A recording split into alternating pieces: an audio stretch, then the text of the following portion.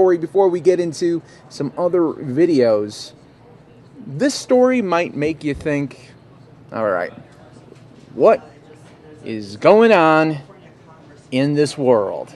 Let me set it up for you. A homeless man in Michigan was outside of a dealership panhandling for money.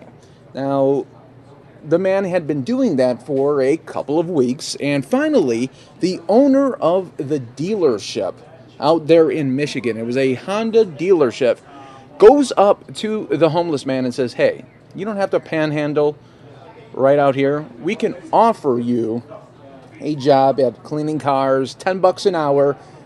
It's something, and we're going to give that to you."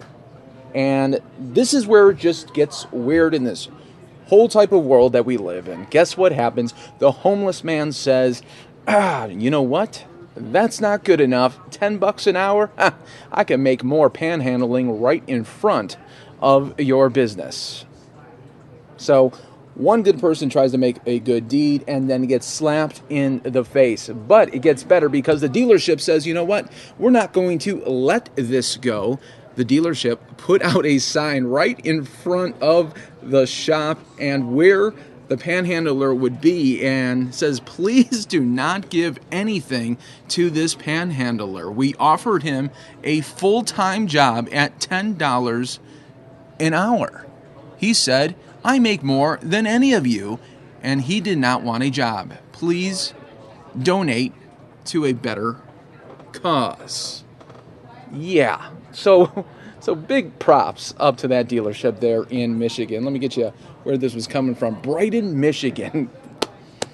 Sometimes you just got to do that on certain stories when, you know, here is an owner of a dealership trying to make good in the world, offer someone that clearly needs a job, and then just get slapped in the face right there. They took it one notch better. They made him...